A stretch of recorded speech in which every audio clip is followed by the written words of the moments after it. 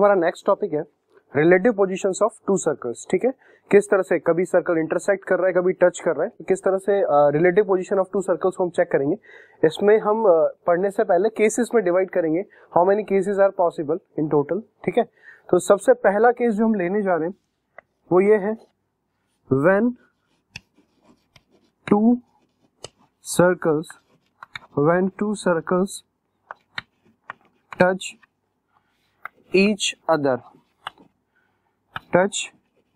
other externally. ठीक है, जब दो सर्कल्स एक दूसरे को एक्सटर्नली टच कर रहे होंगे, this is our first case. Relative position का मतलब ये हुआ कि जब दो सर्कल्स के बीच का डिस्टेंस होगा, या दो सर्कल्स टच कर रहे होंगे, या दो सर्कल इंटरनली टच कर रहे होंगे, या इंटरसेक्ट कर रहे होंगे, इन सारे केसेस के बारे में पढ़ेंगे। तो when two circles touch each other externally, इसका मतलब केस क्या होगा, like this is your first circle and this is your second circle. ये दोनों सर्कल क्या कर रहे हैं, एक दूसरे को टच कर रहे हैं। ठीक है, सबसे पहली बात तो हम दो सर्कल्स की बात करें तो इसको हम सेंटर 1 मान लेते हैं और इसको हम क्या मान लेते हैं, C2। Let the radius of this circle is what, R1, और दूसरे सर्कल की रेडियस हम क्या ले लेते हैं, R2। हमने क्या किया, एक सर्कल का रेडियस हमने R1 ले लिया और सेंटर C1 ले लिया, और दूसरे सर्कल का हमने रेडियस R2 ले लिया और सेंटर क्या ले लिया, C2। तो आपको कुछ रिलेशन बताना है कि आप यहां से डिफाइन कर सकें कि दोनों सर्कल्स एक दूसरे को एक्सटर्नली टच कर रहे होंगे। अगर ये दोनों सर्कल्स एक दूसरे को टच कर रहे हैं एक्सटर्नली, यानी आप देखिए कि सेंटर्स के बीच का जो डिस्टेंस है वो R1 प्लस R2 के बराबर आ रहा है। समझे मेरी बात को, कि दोनों सेंटर्स जो हैं C1, अच्छा C1 क्या है, सेंटर के कोऑर्डिनेट की बात कर रहा हूं मैं। C1 पहले वाले सर्कल के सेंटर के जो कोऑर्डिनेट आएंगे और दूसरे वाले सर्कल के जो सेंटर के कोऑर्डिनेट्स होंगे, तो दोनों के बीच में हम डिस्टेंस फार्मूला से डिस्टेंस निकालेंगे, और वो डिस्टेंस किसके बराबर होगी, R1 प्लस R2 के, क्योंकि दोनों क्या कर रहे हैं, एक्सटर्नली टच कर रहे हैं।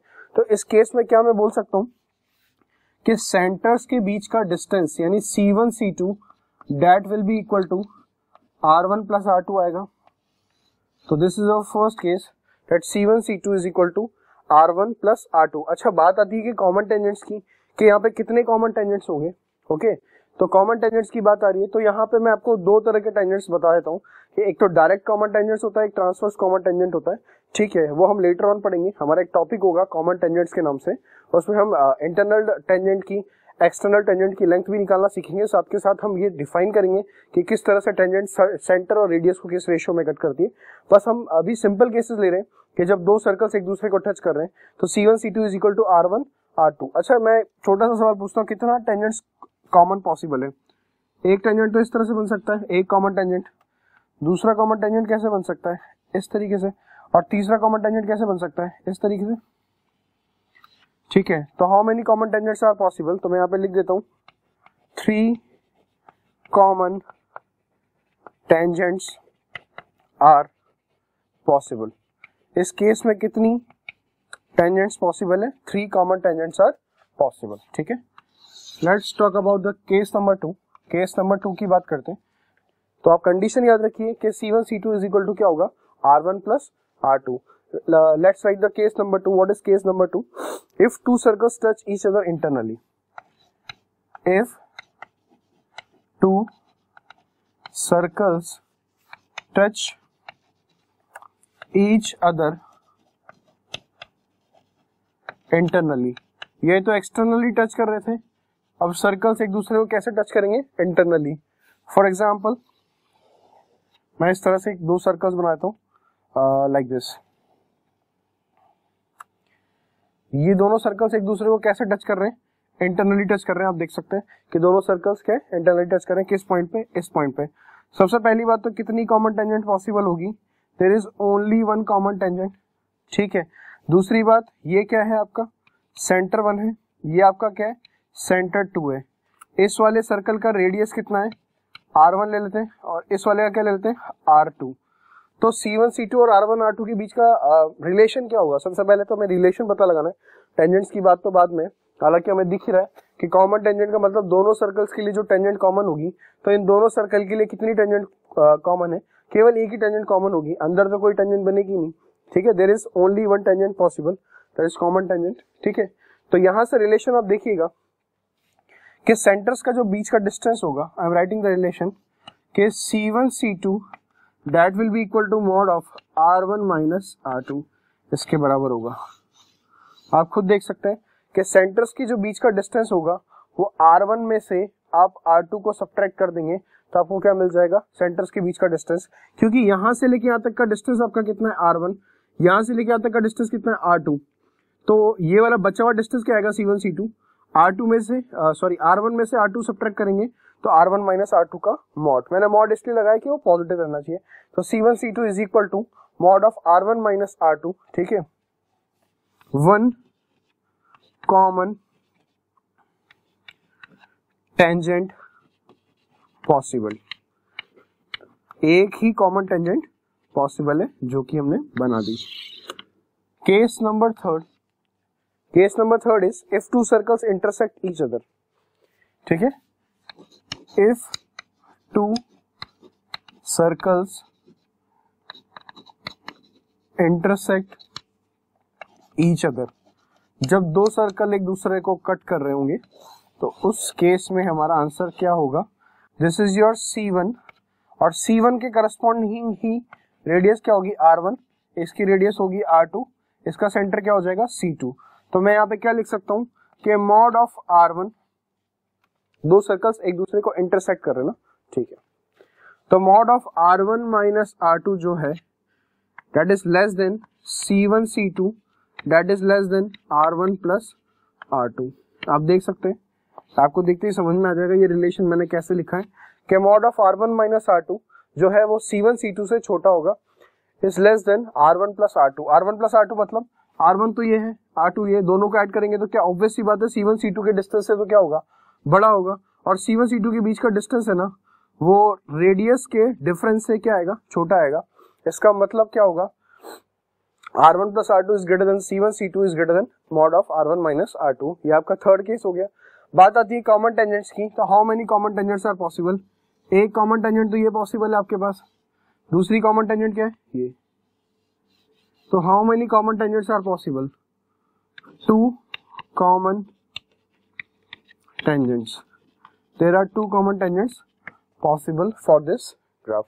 आपको कंडीशंस याद रखनी है। सबसे पहली बात कि when two circles touch each other externally, तो C1 C2 is equal to R1 plus R2।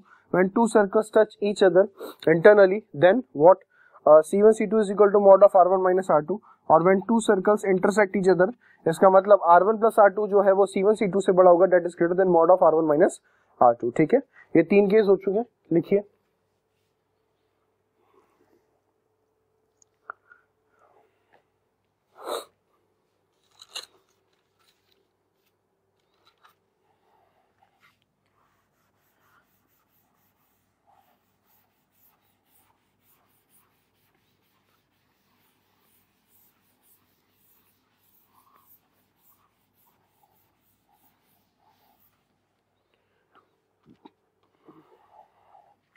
I'm writing case number 4.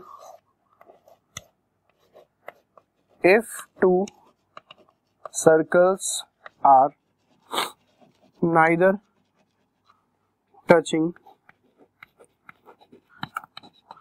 nor intersecting, ना तो वो सर्कल्स एक दूसरे को टच कर रहे होंगे और ना ही इंटरसेक्ट कर रहे होंगे, इसका मतलब सर्कल्स किस तरीके से होंगे, लाइक दिस। हमने इस तरह से बना लिया।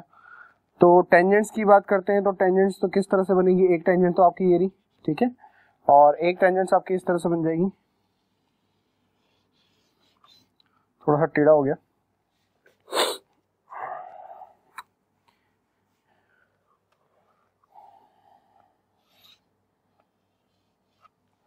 दो कॉमन टेंजेंट्स पॉसिबल है आपके पास, दो नहीं चार, दो इस तरह से भी बनेगी। एक कॉमन टेंजेंट ये आ रही है आपकी, ठीक है, एक कॉमन टेंजेंट ये है और एक कॉमन टेंजेंट आपकी कुछ इस तरह से आएगी, लाइक दिस।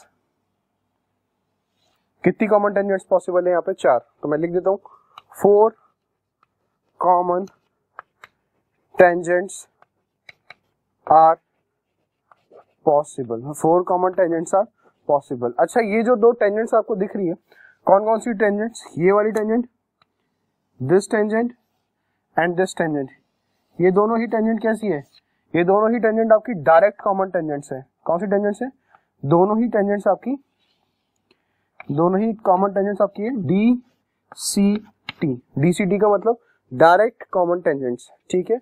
और ये जो क्रॉस में जा रही है दो टेंजेंट्स, कौन सी वाली टेंजेंट्स, एक तो ये वाली टेंजेंट्स आपकी और एक ये वाली टेंजेंट्स, दोनों ही टेंजेंट्स कैसी है, ट्रांसवर्स कॉमन टेंजेंट यानी टी सी टी।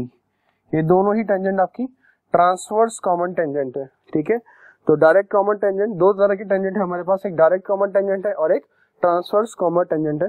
तो there are 4 common tangents possible, 2 direct and 2 transverse. तो कंडीशन की बात करते हैं, कंडीशन तो हमने लिखी नहीं। कंडीशन क्या होगी यहाँ पे कि C1 और C2 के बीच का डिस्टेंस वो बड़ा आएगा किससे, R1 प्लस R2 से। C1 C2 के बीच का डिस्टेंस वो क्या आएगा, बड़ा आएगा किससे, R1 प्लस R2 से। वो दिख भी रहा है कि दोनों सेंटर्स के बीच का डिस्टेंस, ये C1 है, ये आपका C2 है, this is your R1, this is your R2।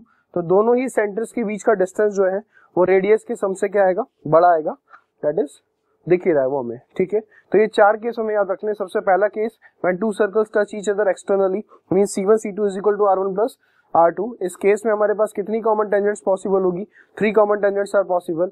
In second case, when two circles touch each other internally, एक कॉमन टेंजेंट पॉसिबल है और साथ के साथ C1 C2 जो है वो mod of R1 minus R2 के बराबर होता है।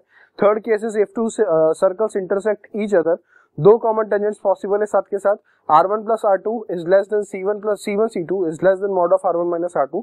और फोर्थ केस जो है कि दो सर्कल्स एक दूसरे को ना तो टच कर रहे हैं ना ही इंटरसेक्ट कर रहे हैं, यानी सेंटर्स के बीच का डिस्टेंस जो है वो R1 प्लस R2 से क्या आएगा, बड़ा आएगा।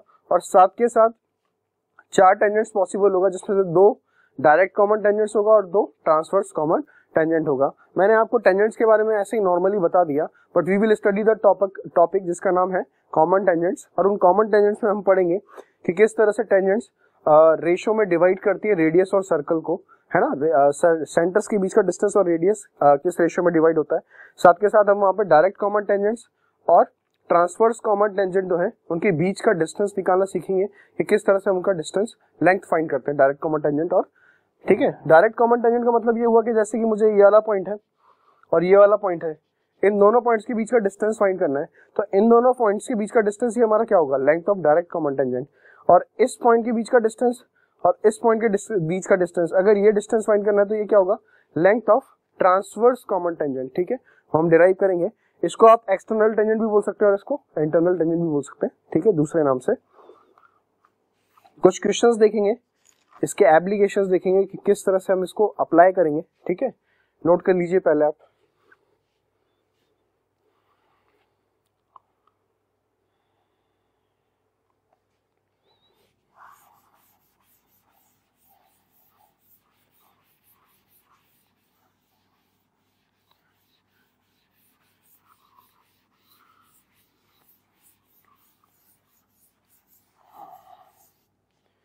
Write down the questions.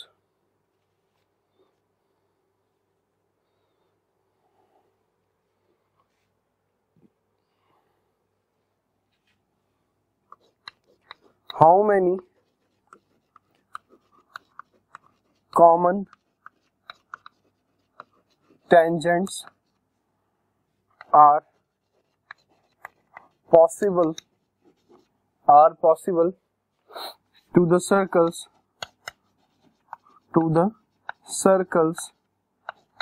x square plus y square minus x बराबर 0 and x square plus y square plus x बराबर 0.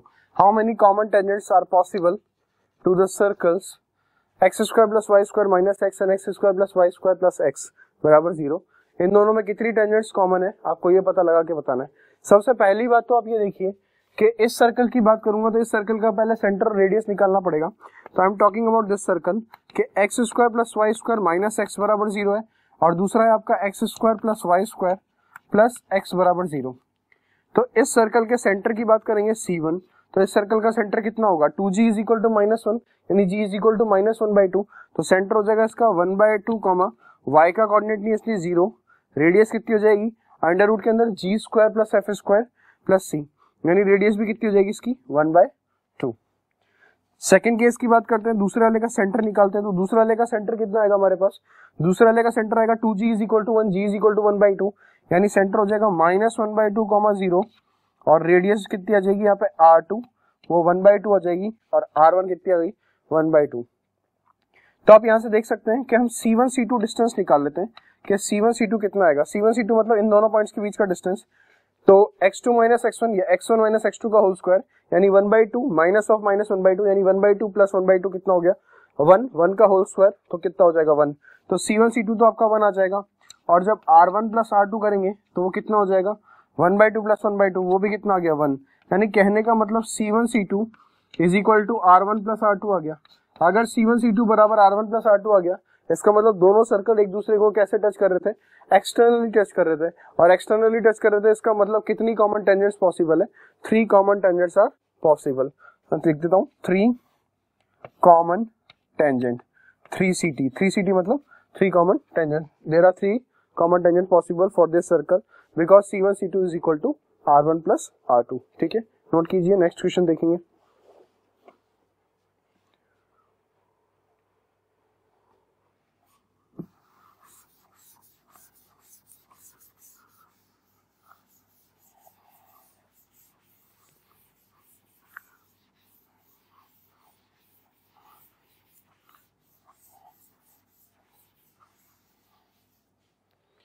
Write down the next question.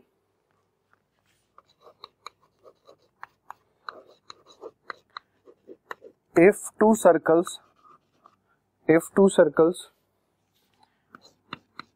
x minus 1 का whole square plus y minus 3 का whole square that is equal to r square and x square plus y square minus 8x plus 2y plus 8 is equal to 0 intersect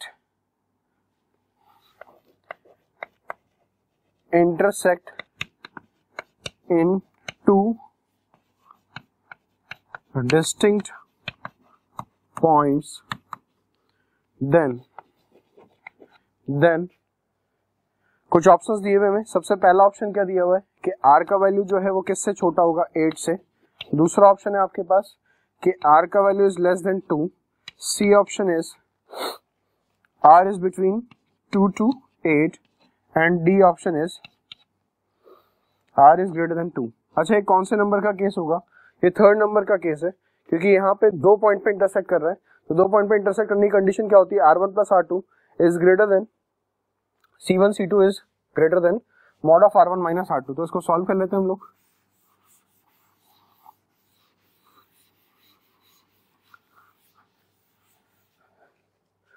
तो सबसे पहले वाले circle की बात करेंगे तो सबसे पहले वाले सर्कल का सेंटर क्या हो जाएगा? C1।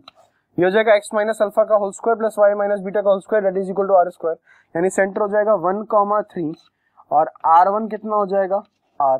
ठीक है, सेंटर 2 की बात करेंगे तो दूसरे वाले सर्कल की सेंटर की बात करेंगे तो 2g is equal to minus 8g is equal to minus 4। तो ये कितना हो जाएगा? 4, क्योंकि सेंटर होता है माइनस g। ये हो जाएगा 4 और 2f इज इक्वल टू 2, तो f इज इक्वल टू 1, तो ये हो जाएगा -1। ठीक है, बात करते हैं r2 की, तो रेडियस कितनी हो जाएगी? अंडर रूट के अंदर g square 16 plus f square 1 17 और 17 माइनस 8 कितना हो जाएगा? 9। यानी रेडियस कितनी हो जाएगी? 3। तो आप देख सकते हैं हमने सेंटर्स फाइंड कर लिए और रेडियस फाइंड कर ली। तो सेंटर 1 है आपका 1,3, सेंटर 2 है 4,-1, r1 है आपका r और r2 है 3।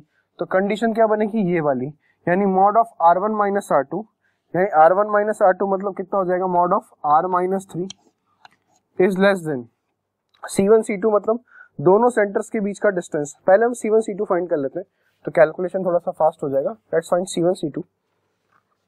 C1 C2 आपका क्या हो जाएगा? अंडर रूट के अंदर 4 माइनस 1 का होल स्क्वायर प्लस -1 माइनस 3 का होल स्क्वायर, -1 माइनस 3 का होल स्क्वायर, तो it will become 9 plus 16, 9 plus 16 25 और 25 का अंडर रूट कितना होता है? 5। यानी C1 C2 में पता लग गया 5। तो मॉड ऑफ r माइनस 3 है ना, mod of r1 minus r2 यानी mod of r minus 3 is less then 5। ये 5 से छोटा होगा, is less then r1 plus r2। R1 plus R2 मतलब R प्लस 3। तो ये कंडीशन हमने बनाई कि mod of R minus 3 is less then 5 is less then R plus 3। ठीक है, अब यहाँ पे इसको सॉल्व करना है। सॉल्व करने के लिए डबल इनइक्वालिटी, यहाँ पे भी इनइक्वालिटी, यहाँ पे भी इनइक्वालिटी, तो दो केस बनाएंगे और दोनों ही केसेस का क्या लेना पड़ेगा यहाँ पे, इंटरसेक्शन। सबसे पहले केस की बात करते हैं कि mod of R minus 3 is less then 5 and R plus 3 is greater then 5। तो यहां से आपको मिल जाएगा R is greater then 5 minus 3 यानी R is greater than 2। R जो है वो किससे बड़ा होगा, 2 से। दूसरे केस की बात करते हैं, ये mod x less than a की तरह लिखा हुआ है, mod x less than a। तो mod x less than a का मतलब x कहां से कहां तक होगा, माइनस a से प्लस a, यानी R माइनस 3 जो है वो कहां से कहां तक जाएगा, माइनस 5 से लेके प्लस 5 तक। तो 3 ऐड कर देते हैं पूरी इक्वेशन में, तो आपको मिल जाएगा माइनस 3, इधर हो जाएगा R और इधर हो जाएगा 8। ये आपके सेकंड केस का आ गया, माइनस 2 से लेके 8। अब बात आती है दोनों का इंटरसेक्शन करना। तो दोनों का इंटरसेक्शन आप देख सकते हैं कि R का वैल्यू जो है माइनस 2 से 8 जा रहा है, माइनस 2 से 8 ओपन ब्रैकेट। ओपन ब्रैकेट के लिए हम हॉलो सर्कल यूज करते हैं और इसका वैल्यू क्या है, 2 से बड़ा जा रहा है। 2 से बड़ा मतलब 2 यहाँ पे बना देता हूँ, 2 से हॉलो सर्कल लिए। तो आप देख सकते हैं दोनों का इंटरसेक्शन पार्ट, इंटरसेक्शन मतलब कॉमन, और दोनों का कॉमन पार्ट क्या रहा है, 2 से लेके 8, वो भी ओपन ब्रैकेट में। इसका मतलब कौन सा आंसर हो जाएगा, सी। समझ रहे हैं आप बात को, R का वैल्यू कहां से कहां तक जाएगा, 2 से लेके 8। तो जब भी आपके पास इस तरह की इनइक्वालिटी बने, आप इस वाली इनइक्वालिटी को अलग सॉल्व कर लीजिए, आप इस वाली इनइक्वालिटी अलग सॉल्व कर लीजिए और दोनों ही इनइक्वालिटी का क्या ले लीजिए, इंटरसेक्शन। तो इंटरसेक्शन मतलब कॉमन पार्ट। तो आप यहाँ पे देख सकते हैं कि कॉमन पार्ट कितना आ रहा है आपके पास, 2 से लेके 8। तो 2 से लेके 8 आ रहा है, तो answer will be R is between 2 to 8। This is your question. ठीक है, note it down.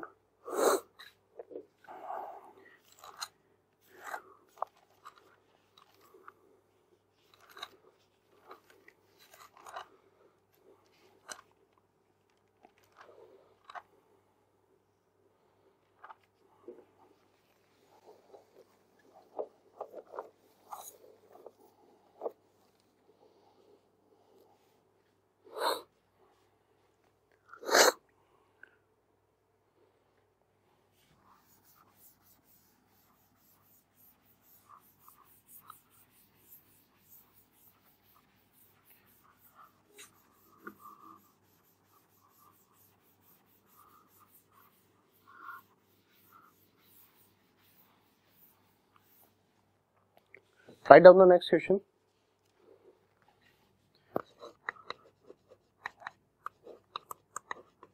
Find the condition if the circles whose equations are, हटा देता हूं मैं, the circles x square plus y square plus c square is equal to 2ax, है ना, x square plus y square plus c square is equal to 2ax and x square plus y square plus c square minus 2by, c square minus 2by is equal to 0. Touch each other, touch one another externally, one another externally. ठीक है, ये दोनों ही circle एक दूसरे को externally touch कर रहे हैं, इसका मतलब C1 C2 किसके बराबर होना चाहिए, R1 प्लस R2 के। तो हमें कंडीशन जनरेट करनी पड़ेगी कि दोनों सर्कल्स एक दूसरे को एक्सटर्नली टच कर रहे हैं। तो सबसे पहले सेंटर्स फाइंड करने पड़ेंगे और रेडियस फाइंड करनी पड़ेगी। सबसे पहले वाले सर्कल की बात करता हूँ, तो इस सर्कल को मैं ऐसे लिख सकता हूँ, x square plus y square minus 2ax plus c square बराबर 0। तो C1 की बात करूंगा पहले वाले सर्कल के सेंटर की, तो 2g is equal to minus 2a, तो g is equal to minus a, यानी हो जाएगा a, 0। सेंटर 2 की बात करेंगे, सबसे पहले रेडियस निकाल लेते हैं R1। R1 कितना मिल जाएगा हमें, R1 will be equal to under root के अंदर g square a square plus f square, तो 0 है, माइनस c मतलब c स्क्वायर, यानी हो जाएगा रेडियस 1 हो जाएगी आपके पास a square minus c square. Second circle की बात करते हैं, सेकेंड सर्कल है आपका x square plus y square minus 2by plus c square बराबर 0। तो यहाँ पे सेंटर की कोऑर्डिनेट की बात करूंगा C2, तो इट विल बी 0 क्योंकि x का कोऑर्डिनेट नहीं आ रहा, और ये हो जाएगा आपका b। रेडियस 2 की बात करेंगे तो it will be under root के अंदर b square minus c square, यानी g स्क्वायर तो 0 plus f square b square minus c मतलब माइनस का c स्क्वायर। तो आप यहां से देख सकते हैं कि हमने सेंटर्स फाइंड कर लिया और रेडियस फाइंड कर ली।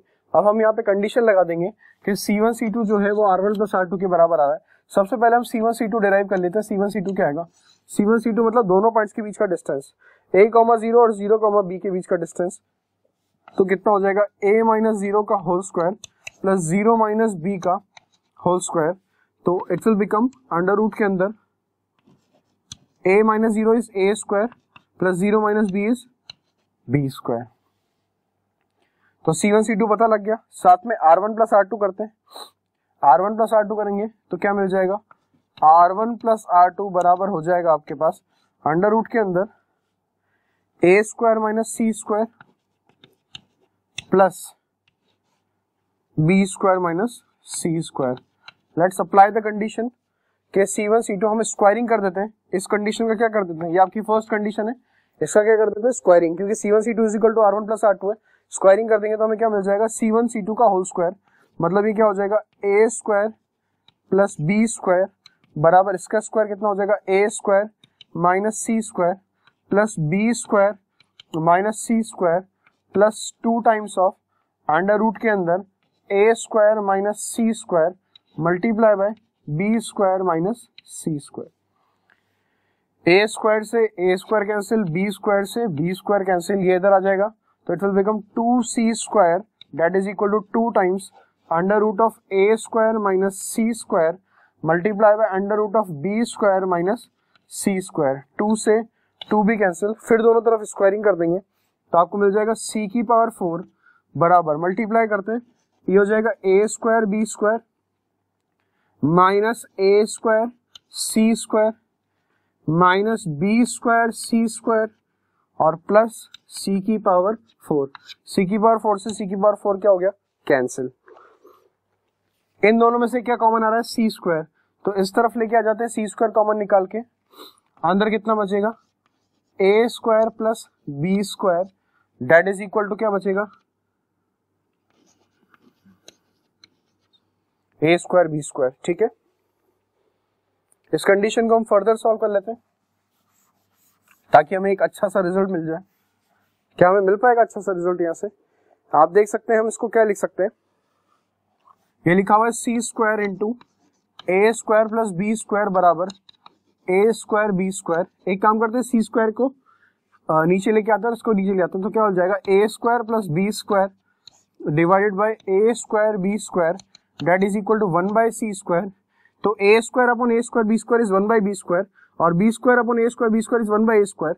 तो हम अलग अलग कर देते हैं, तो आपको मिल जाएगा 1 upon a square plus 1 upon b square बराबर 1 अपॉन c स्क्वायर। एक सुंदर सा रिलेशन निकल के आ गया आपके पास कि 1 upon a square plus 1 upon b square ये किसके बराबर होना चाहिए?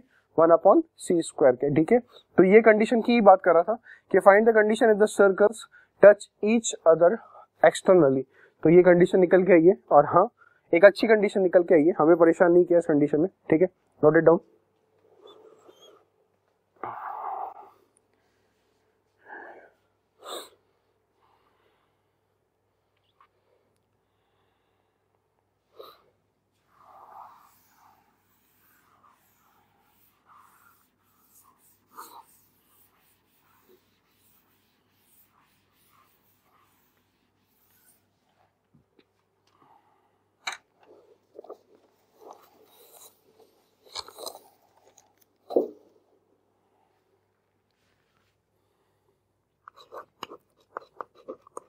Orthogonality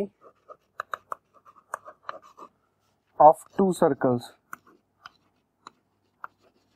Orthogonality of two circles.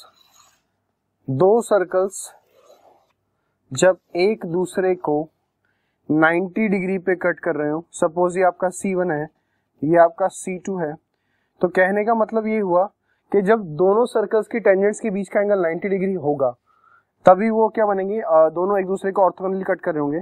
तो हम यहाँ क्या कर देते हैं, C1 यहाँ बनाते हैं, C2 ये, तो ये हो जाएगा आपका टेंजेंट बनाएंगे आप यहाँ पे, तो यहाँ पे इंटरसेक्ट करेगी इस तरीके से और ये इस तरीके से, तो ये आपका क्या हो जाएगा R1 और ये हो जाएगा R2, ये आपका कितना होगा 90 degree. Actually orthogonality of to circles का मतलब ये हुआ कि जब दो सर्कल्स आप बनाएंगे तो दोनों सर्कल की जो टेंजेंट्स है वो किसी पर्टिकुलर पॉइंट पे अगर परपेंडिकुलर हो जाएगी, यानी दोनों टेंजेंट्स के बीच का एंगल कितना होगा 90 डिग्री होगा, है ना। इसकी टेंजेंट हमने ये बना दी, इस सर्कल की टेंजेंट कुछ इस तरीके से जा रही है और दोनों ही टेंजेंट्स के बीच का एंगल अगर 90 डिग्री होगा तो ये एक दूसरे को सर्कल्स क्या करेंगे, ऑर्थोगोनली कट करेंगे। हालांकि हम लोग सोचते हैं कि सर्कल्स एक दूसरे को 90 डिग्री, सर्कल्स एक दूसरे को 90 पे कट नहीं करते, ठीक है। मेन फंडा क्या है कि जो दोनों सर्कल्स है, फर्स्ट वाले सर्कल की जो टेंजेंट है और सेकंड वाले सर्कल की जो टेंजेंट है, अगर दोनों की टेंजेंट्स के बीच में एक पर्टिकुलर पॉइंट पे 90 डिग्री एंगल बन रहा होगा तो वो कर्व्स कैसे कहलाएंगे, वो सर्कल्स कैसे कहने जाएंगे, ऑर्थोगोनल सर्कल्स, ठीक है। तो ऑर्थोगोनल सर्कल्स हो जाएंगे, तो मैंने C1 C2 को जोड़ दिया, ठीक है, और R1 R2 को ज्वाइन कर दिया, तो हमें एक राइट एंगल ट्राइंगल मिल गया। और राइट एंगल ट्राइंगल में हम क्या लगा सकते हैं, पाइथागोरस। सबसे पहले हम दो सर्कल्स अज्यूम करेंगे, तो इस सर्कल की इक्वेशन हम क्या ले लेते हैं, x square plus y square plus 2g1x plus 2f1y plus C1, और इस सर्कल की इक्वेशन हम ले लेते हैं x square plus y square plus 2g2x plus 2f2y plus C2 is equal to 0। हमने दो सर्कल्स को क्या कर लिया, अज्यूम कर लिया, ठीक है।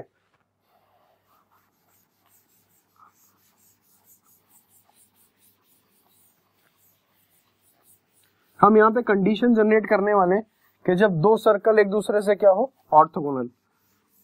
ऑर्थोगोनल का मतलब मैंने आपको बता ही दिया, ठीक है। अभी दोनों सर्कल एक दूसरे से ऑर्थोगोनल है, इसका मतलब मैं यहाँ पे पाइथागोरस से सबसे पहले एक बात करते हैं सेंटर्स की। तो C1 की बात करूंगा तो C1 आपका क्या हो जाएगा, C1 will be equal to minus G1 comma minus का F1, ठीक है। C2 की बात करूंगा तो वो आपका क्या हो जाएगा, माइनस G2 कॉमा माइनस का F2। हमने सेंटर्स के कोऑर्डिनेट ले लिए, one is minus G1 comma minus F1 और other coordinate is minus G2 comma F2। बात करते हैं रेडियस की, तो रेडियस की बात करेंगे तो पहले वाले सर्कल का रेडियस क्या हो जाएगा, the radius of the first circle will be G1 square plus G2 का square minus C1, sorry G1 G2 थोड़ी ना होगा, G1 स्क्वायर प्लस F1 का स्क्वायर माइनस C1, और R2 हो जाएगा आपका अंडर रूट के अंदर G2 का स्क्वायर प्लस F2 का स्क्वायर माइनस C2। हमने सारी चीजें निकाल ली यहाँ पे। नेक्स्ट काम हमारा क्या होगा कि हम यहाँ पे पाइथागोरस थ्योरम लगाएंगे। तो पाइथागोरस थ्योरम का मतलब ये हुआ कि C1 C2 के बीच का distance is equal to whole square that is equal to R1 का स्क्वायर प्लस R2 का स्क्वायर। क्यों, क्योंकि ये एंगल 90 डिग्री है, ये एंगल 90 डिग्री है, मतलब C1 C2 के बीच का जो डिस्टेंस है वो आपका क्या है, हाइपोटेन्यूज है, और बेस का स्क्वायर प्लस परपेंडिकुलर का स्क्वायर, यानी C1 C2 का whole square that is equal to R1 square plus R2 square. C1 C2 का होल स्क्वायर, इसका मतलब ये कि दोनों के बीच का डिस्टेंस, तो मैं डायरेक्टली इसको लिख देता हूँ कि ये हो जाएगा G1 माइनस G2 का whole square plus F1 minus F2 का होल स्क्वायर। आप समझ सकते हैं कि यहाँ पे दोनों ही माइनस में, अगर मैं दिस माइनस दिस करूं या दिस माइनस दिस करूं तो एक ही प्लस में आएगा और एक माइनस में आएगा। तो G1 माइनस G2 का whole square plus F1 minus F2 का होल स्क्वायर, उस पूरे का अंडर रूट था पर यहाँ पे स्क्वायरिंग लिखा हुआ था इसलिए अंडर रूट हट गया। R1 का स्क्वायर मतलब इसका अंडर रूट हट जाएगा और इसका भी अंडर रूट हट जाएगा, तो आपको मिल जाएगा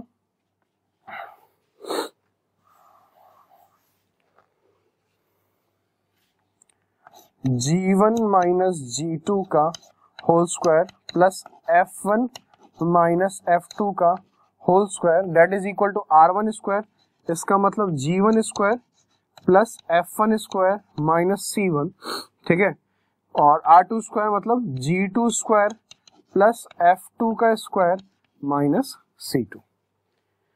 तो यहाँ पे हम इसके स्क्वायर को ओपन करते हैं तो हमें क्या मिल जाएगा, G1 का स्क्वायर प्लस G2 का square minus 2G1 G2 plus it will become F1 square plus F2 का square minus 2F1 of F2 that is equal to G1 square plus G2 square minus C1 plus F1 square plus बार बार G1 और G2 लिख देते हैं, ठीक है, जो कॉम्बिनेशन है उसको तो लिखे साथ में। तो G1 square plus F1 square minus C1 plus G2 square plus F2 का square minus C2। G1 square से G2 स्क्वायर से F1 स्क्वायर से F2 स्क्वायर से G1 square F1 square G2 square F2 square सब कुछ cancel हो चुका है, तो आपको मिल जाएगा माइनस का 2G1 G2 माइनस का 2F1 F2 that is equal to minus का C1 माइनस का C2। ये आपको मिल जाएगा एक्सप्रेशन फाइनली कि minus 2G1 G2 minus 2F1 F2 is equal to C1 minus C2। तो माइनस से मल्टीप्लाई कर देते हैं तो कितना आ जाएगा, ये 2G1 G2 plus 2 times F1 into F2 that is equal to C1 plus C2। अच्छा कंफ्यूज मत होना, ये C1 प्लस C2 जो है वो सर्कल के कांस्टेंट्स का सम है। C1 और C2 जो है वो सर्कल के कांस्टेंट्स का सम है। आप देख सकते हैं सर्कल की इक्वेशन में लास्ट में C1 और C2 लिखा हुआ है, ये वही C1 और C2 है। आप सेंटर 1 और सेंटर 2 से कंफ्यूज ना हो। This is C1 and this is C2। तो 2G1 G2 plus 2F1 F2 अगर C1 प्लस C2 के बराबर आता है, इसका मतलब आपके जो दो सर्कल्स हैं वो कैसे होंगे, ऑर्थोगोनल सर्कल्स होंगे। ठीक है, बात समझ में आई, नोट कीजिए।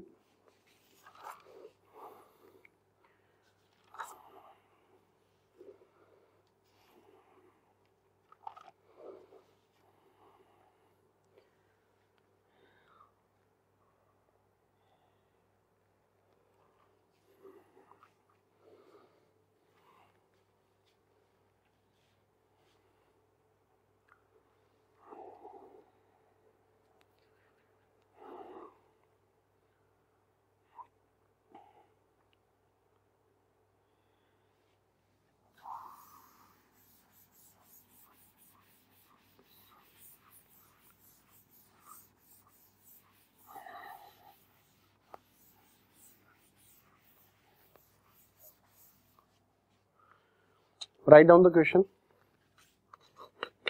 The question is, if a circle passes through the point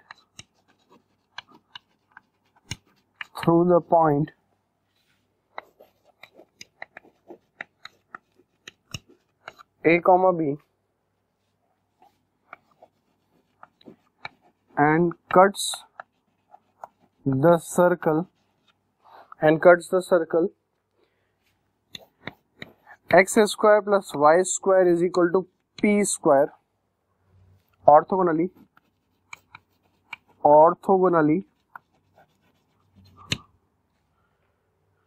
then find the equation of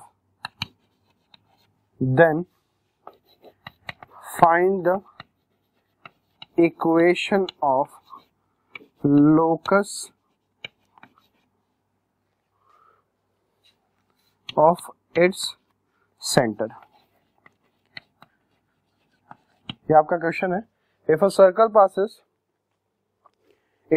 passes through the point A comma B and cuts the circle x square plus y square is equal to p square orthogonally, then find the equation of locus of its center। हम दो circles assume कर लेते हैं।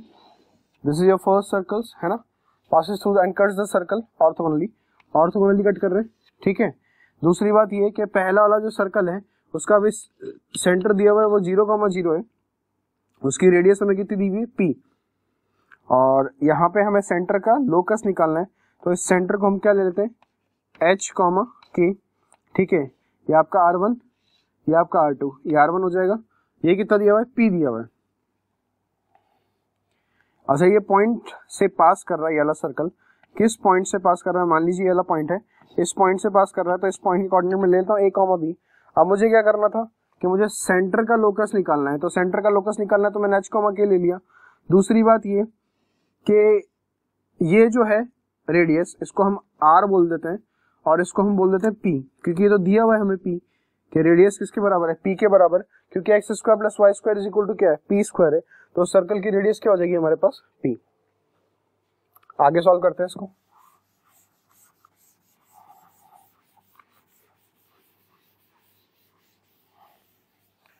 तो हमें क्या मिल जाएगा आगे सॉल्व करने से, देख सकते हैं हम यहाँ पे फॉर्मूला। अच्छा, आर को हम कैलकुलेट कर सकते हैं क्या?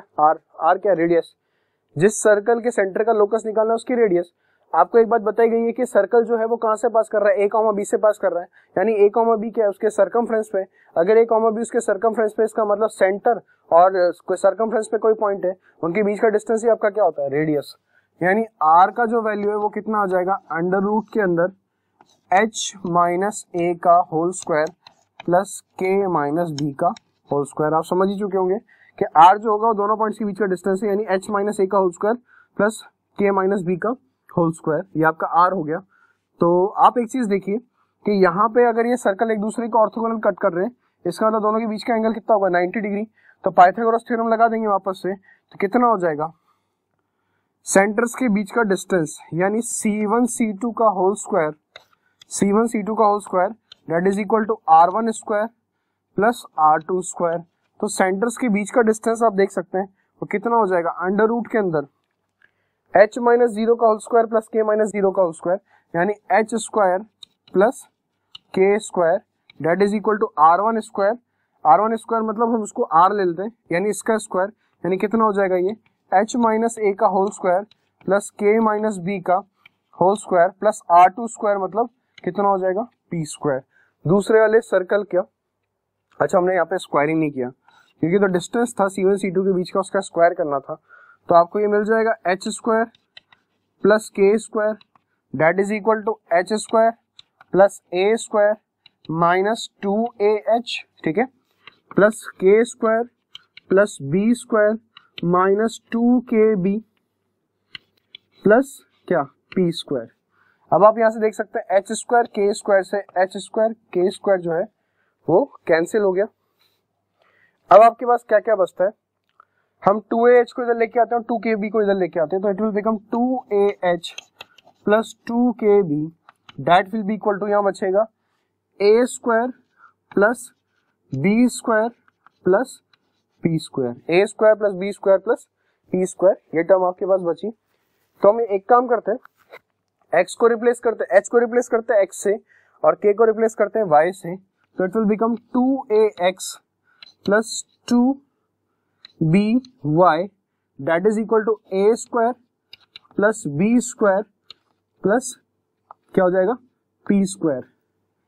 ये आपका क्या हो गया, लोकस आ गया, किसका, सेंटर का लोकस आपको मिल गया कि 2ax plus 2by that is equal to a square plus b square plus p square के बराबर आ गया। ठीक है, नोट कीजिए।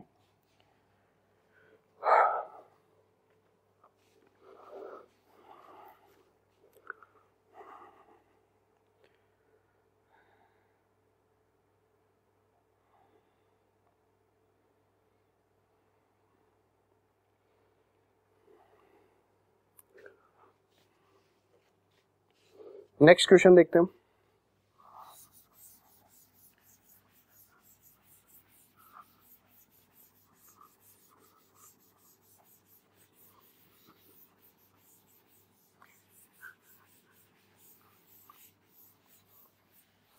Write down the next question.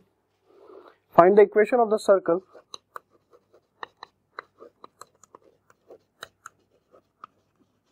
find the equation of the circle find the equation of the circle orthogonal to both the circles x square plus y square plus 3x minus 5y plus 6 is equal to 0 and दूसरा circle आपको दिया हुआ है 4x square plus 4y square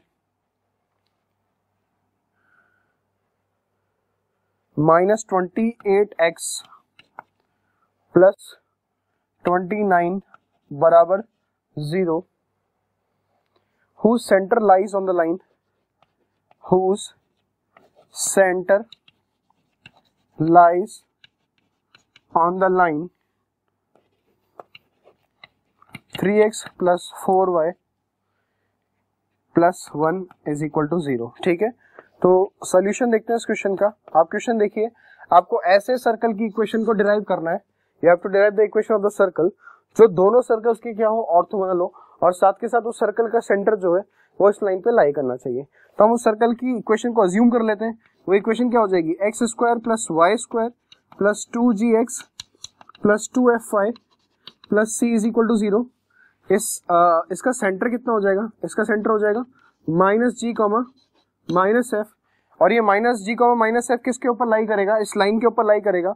तो यहाँ पे हम लिख सकते हैं कि 3 into minus g plus 4 into minus f plus 1 is equal to 0, और इसको हम फर्स्ट इक्वेशन नाम देते हैं कि हमें मिल जाएगी फर्स्ट इक्वेशन, इसको हम नाम देते हैं, या फिर हम इसको माइनस से मल्टीप्लाई कर देते हैं।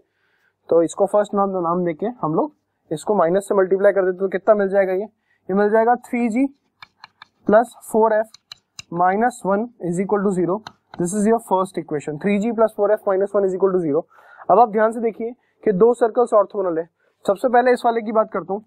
एक सर्कल है x square plus y square plus 3x minus 5y plus 6 is equal to 0, और दूसरा सर्कल जिसकी इक्वेशन निकालनी है वो क्या है, x square plus y square plus 2gx plus 2fy plus c is equal to 0।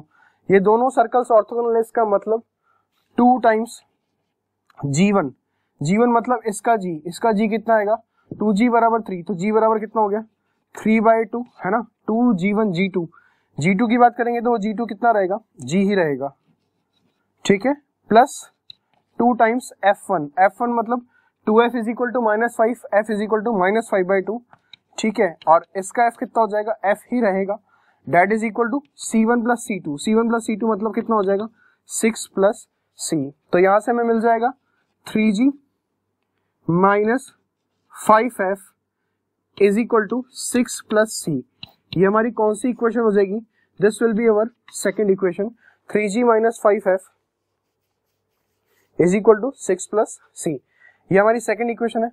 अब थर्ड इक्वेशन को फाइंड करने के लिए आपको क्या करना पड़ेगा, थर्ड इक्वेशन को फाइंड करने के लिए अब आप दो सर्कल्स कौन से चूज करेंगे। सबसे पहला सर्कल तो आप लेंगे 4x square plus 4y square, ठीक है, 4x square plus 4y square minus 28x plus 29 बराबर 0। सबसे पहले 4 से डिवाइड करेंगे तो ये हो जाएगा x square plus y square minus 7x plus 29/4 is equal to 0, और दूसरा सर्कल है आपका x square plus y square plus 2gx plus 2fy plus c is equal to 0।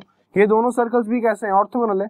इसका मतलब 2 टाइम्स g1 मतलब 2g is equal to minus 7, तो g is equal to minus 7/2 into g2 कितना है g प्लस 2 टाइम्स f1 कितना है 0 है, f2 कितना है f, that is equal to c1 plus c2 means 29/4 plus c। तो ये आपको मिल जाएगा minus 7g is equal to c plus 29/4। समझ रहे हैं इस बात को कि आपको क्या मिल जाएगा, minus 7g is equal to c plus 29/4। ये हमारी कौन सी इक्वेशन आ गई, थर्ड इक्वेशन आ गई। अब हमारे पास एक सर्कल की इक्वेशन को डिराइव करने के लिए टोटल कितने वेरिएबल्स होने कितनी चीजें चाहिए होती है। सबसे पहली चीज तो चाहिए होती है क्या, g, है ना, सबसे पहली चीज क्या चाहिए होती है g, दूसरी चीज क्या चाहिए होती है f, और तीसरी चीज क्या चाहिए होगी c। क्योंकि सर्कल की इक्वेशन हमने क्या अज्यूम की थी, सर्कल की इक्वेशन हमने अज्यूम की थी x square plus y square plus 2gx plus 2fy plus c is equal to 0। अगर इस इक्वेशन को निकालना है तो यहाँ पे g पता होना चाहिए, f पता होना चाहिए, c पता होना चाहिए। तो हमारे पास g, f और c में 3 इक्वेशंस हैं। तो सॉल्व कैसे करेंगे, सबसे पहले आप देखिए यहाँ से, मैं यहाँ से c का वैल्यू निकालूंगा, तो c का वैल्यू कितना आ जाएगा, minus 7g minus 29/4 that is equal to c। ये c का वैल्यू निकल गया। ये कौन सी इक्वेशन हो गई हमारी, फोर्थ, ये हमारी फोर्थ इक्वेशन है। अब c का वैल्यू उठा के मैं कहाँ सब्स्टिट्यूट कर दूंगा यहाँ पे, तो मुझे क्या मिल जाएगा, ये इट विल बिकम, कैलकुलेशन आसान है, कैलकुलेशन करनी है इतना तो आप कर ही सकते हो, इसको भी मैं क्या बताऊंगा। ये हो जाएगा आपका कितना, 3g minus 5f that is equal to 6 plus c का वैल्यू कितना आ गया, c का वैल्यू आ जाएगा आपका माइनस 7g माइनस 29/4, 7g इधर ऐड हो जाएगा तो कितना हो जाएगा 10g माइनस 5f, और ये हो जाएगा 6 4 24 minus 29 is minus 5/4 that is equal to minus 5/4। तो 5 से डिवाइड कर देंगे तो ये कितना मिल जाएगा आपको, it will become 2g minus f is equal to -1/4। तो f का वैल्यू आ जाएगा यहाँ से, इस इक्वेशन और इस इक्वेशन को देखिए, यहाँ से f का वैल्यू आ जाएगा, f का वैल्यू कितना आएगा 2g प्लस 1/4, वो यहाँ पे पुट कर देंगे 2g प्लस 1/4, तो आपकी g की वैल्यू आ जाएगी और g की वैल्यू आ जाएगी, आप यहाँ पे पुट कर देंगे c का वैल्यू आ जाएगा। तो सारी वैल्यूज आपको पता लग जाएगी, और सारी वैल्यूज पता लग गई, इसका मतलब आपको सर्कल की इक्वेशन पता लग जाएगी। क्या मैं निकाल के दिखाऊं आपको ये वैल्यू, यहाँ से f का वैल्यू कितना आ जाएगा बेटा, f का वैल्यू आ जाएगा आपके पास 2g प्लस 1/4। अगर f का वैल्यू 2g प्लस 1/4 है, हम यहाँ पे लिख देते हैं, यहीं पे लिख देते हैं, f का वैल्यू 2g प्लस 1/4 है, यहाँ पे पुट कर देते हैं, तो f की जगह 2g प्लस 1/4, तो ये हो जाएगा 3g प्लस 4 इंटू f की जगह हम क्या पुट करने जा रहे हैं, 2g plus 1/4, 2g plus 1/4 that is -1 is equal to 0, तो ये आपको मिल जाएगा 3g plus 8g plus 1, 8g plus 1 -1, तो यहाँ से आपको 11g बराबर 0, तो g का वैल्यू मिल जाएगा 0, g का वैल्यू 0 मिल गया, तो f का वैल्यू कितना आ गया 1/4। आप देखिए f का वैल्यू 1/4 आ गया, g कितना आ गया यहाँ से 0, g आपका 0 आ गया, g आपका 0 आ गया, तो यहाँ पे पुट कर देंगे तो c कितना आ जाएगा, c विल बी -29/4।